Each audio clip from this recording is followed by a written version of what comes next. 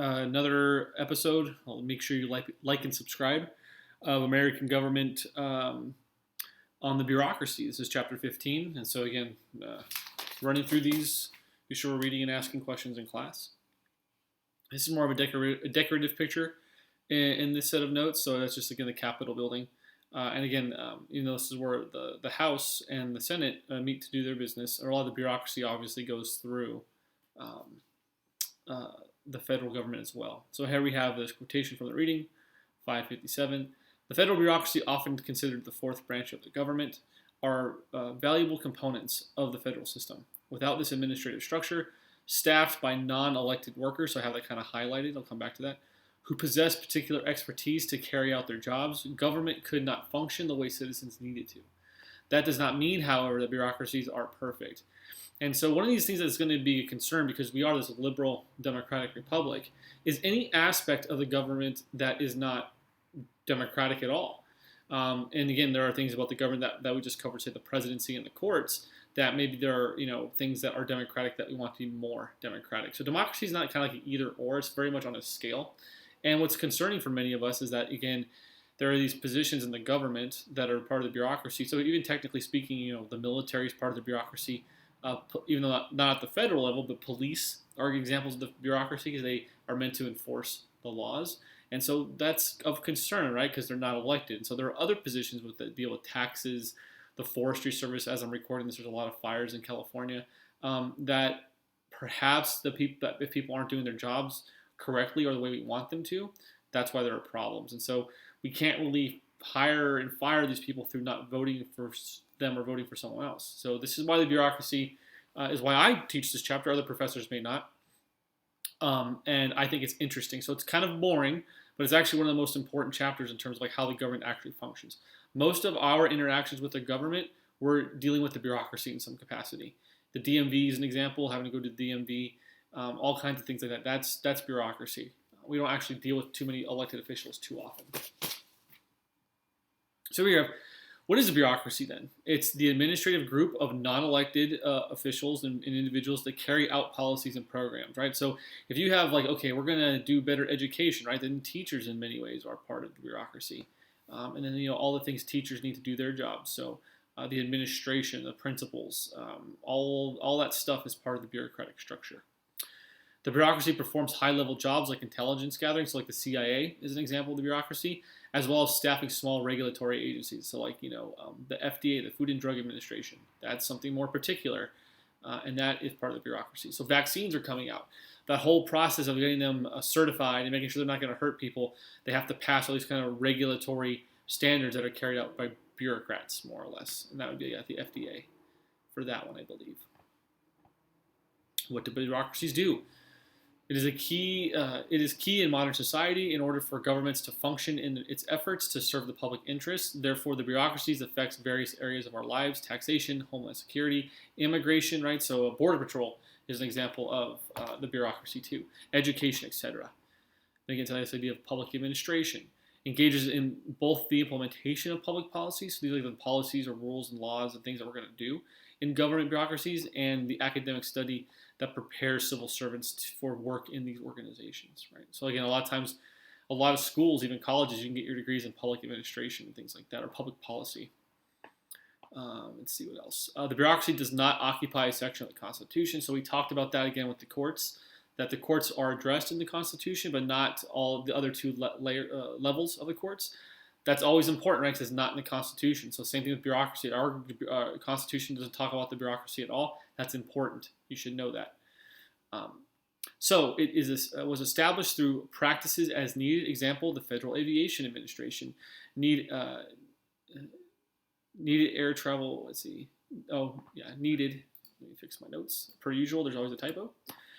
So the Federal Aviation Administration required there to be air travel for it to even come into existence, right? So at the beginning of the country, there was no such thing as flying plane machines that man could overcome, or humans could overcome gravity, right? And so once that kind of invention came into place, then you would have a need to have a bureaucratic structure like the FAA. Same thing with the FCC. You kind of need radio and communication devices to do the federal communications commission and things like that. So new advances in technology and human developments require new apparatuses and the bureaucracy to deal with it. Example here, right? So we've had planes for quite a long time, propeller planes, jet planes. But now one of these kind of things that the FAA has to deal with is drones. A lot of us might have remote controlled drones. We like taking pictures or just having it for fun. And that can be problematic when we're dealing with all these kind of existing regulations, right? So that's food for thought. And so then part of this kind of structure, again, we had the political machines video associated with political parties, but the spoil system. So in the past, you would get these pretty good jobs. Government jobs are pretty good jobs. They're hard to get fired from. So anything with security is good, right? Especially as we get older, we like to have security.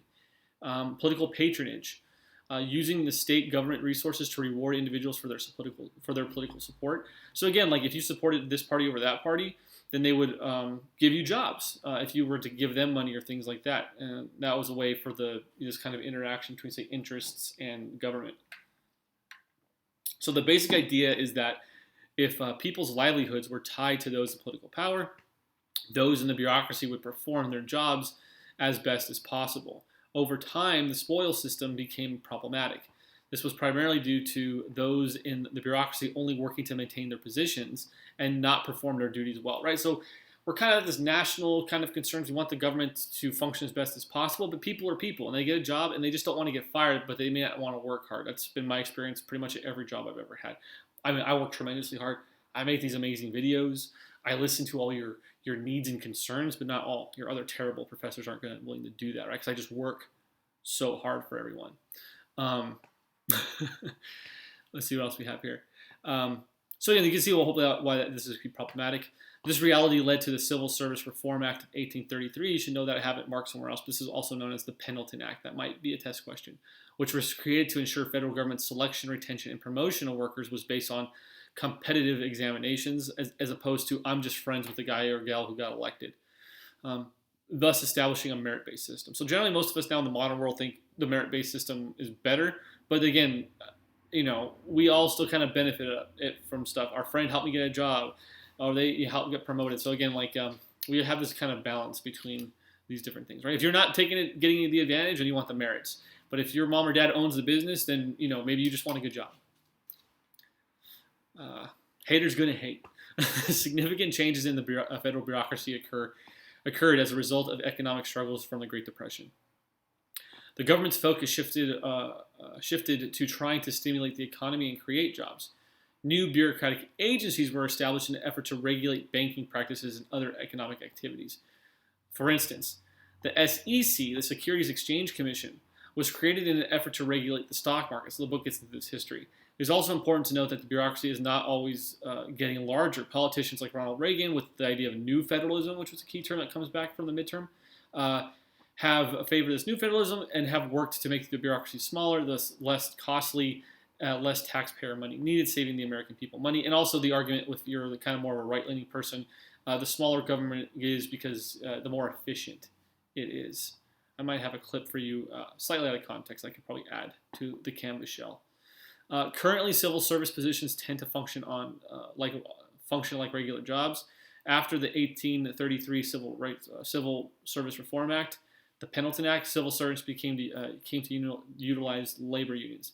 So this is a problem for some of us, maybe not for others, is that public institutions right now I think the issue is police officers have these unions that might be problematic, but also say teachers, and that's kind of this new thing too with all of us in quarantine, that many families are starting to realize they may not need to use the public schools, that if the government just gave them money, then they can either go to a school of their choice or help subsidize, say, private schooling.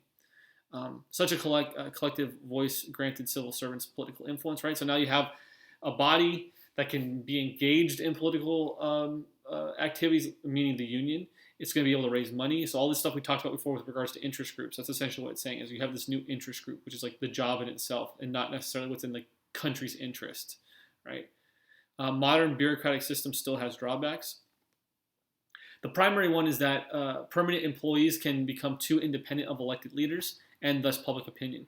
While a degree of separation is intentional and desired, too much can result in bureaucracies that are insufficiently responsive to political change. And again, normally this is like a super abstract, but this is basically the argument that many Americans right now are making with regards to, say, different police departments. But That's a state and local bureaucracies. We're still talking about, say, the federal level. So make sure you make that distinction, but they're similar.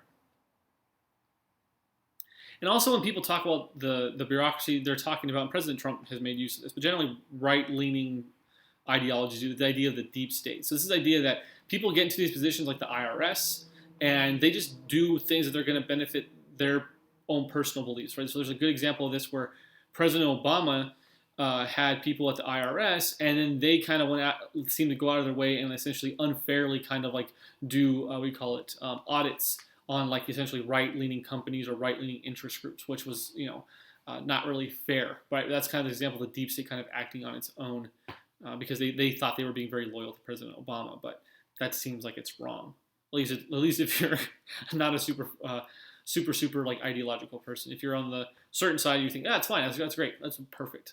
I think most of us reasonably think that's probably, we don't want the IRS just like picking on people because they might have different beliefs or something like that. And then the book covers all these different kind of bureaucratic types. You can review that, but I'm not going to test us on that. So you can kind of skip that and make your life a little easier when you're reading. In the U.S., the federal bureaucracy enjoys a great degree of autonomy or freedom to act on its own as compared to other countries. And you guys please review this kind of bureaucratic agency. So again, like the president or the executive branch isn't going to tell the Forestry Service how to do its day-to-day operations. They might set goals. They might say, hey, we want to make sure people are behaving responsibly, but it's really up to those departments and then the people who work in those places, to make those decisions. So our country doesn't really micromanage bureaucracy, which again, maybe that's why there's a lot of abuse and problems in the spending and things like that. But again, you also know that when you have a job, sometimes you just need the freedom to make your own decisions to get the best results. So it's hard. There's real life. They're both true at the same time. Yeah, it's hard. Because Congress deals with so many facets of the government, it establishes policy objectives, and then the bureaucracy moves to accomplish the goals. That's basically what I just said. From 578, Congress is empowered to provide oversight. So this is one of, Congress's most powerful jobs, this oversight capacity Congress has, because it controls government funding and approves presidential appointments. So again, Congress in many ways is responsible for the bureaucracy because they can investigate. So Congress has various committees, and these are empowered to hold hearings, so they can investigate things. And if they don't like the way the bureaucracy is operating, they can change the amount of money they get, or they can get people in trouble. So again, that's why you always have these televised things whenever there's abuse in the bureaucracy. When the Jeffrey Epstein fellow died, you guys can look in that history. They called federal people were in charge of the prisons to figure out what happened, right? And the most powerful tool is that of the Government Accountability Office. So you should know this, the GAO. And this agency does audits, evaluations, and investigates, and is the investigative service, for Congress. So again, the GAO provides reports when things are, so again, with all this kind of stimulus spending because of the COVID, the GAO is going to figure out, what's the long-term effects of this likely to be? How much is it going to cost? What's the benefit of it going to be? So GAO is very, very important with regards to the bureaucracy, and it informs the kind of oversight that then the Congress is going to do. Again, trying to make these shorter. A lot here, a lot of ins and outs. Make sure we're paying attention, asking questions, and I will see you guys in the next video. Like and subscribe.